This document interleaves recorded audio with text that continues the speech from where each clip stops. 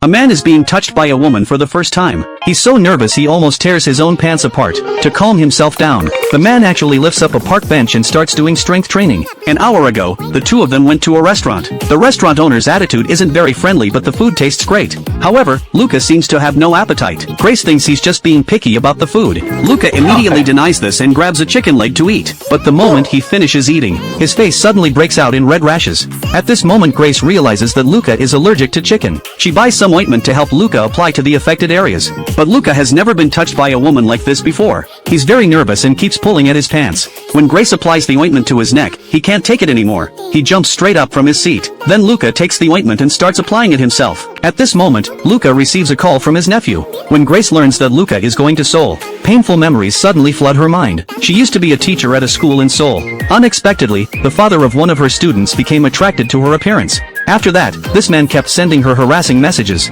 Grace never responded, but this man's wife discovered the messages. So she slapped Grace in front of the entire school staff and students. In that moment, everyone believed that Grace had seduced another woman's husband. This memory makes Grace very sad, but she still decides to go to Seoul with Luca. After arriving in Seoul, the nephew tells Luca that he can't find his friend. At this moment, Grace sees his friend getting on the subway with a stranger. She immediately tells Luca. Luca tells her to stay put and says he'll meet her at the next station. But at this moment, the subway has already started moving. Grace doesn't understand how he could possibly get to the next station. But the next second, Luca has already assumed a sprinting position. While everyone watches him with disbelief, he starts running along the subway tracks. Like a madman, sprinting at full speed toward the next station. When the road ahead is blocked by obstacles, he jumps right over them. Just as the train pulls into the station, Grace notices the friend. Grace immediately chases after them, but she suddenly hears the sound of Luca arriving.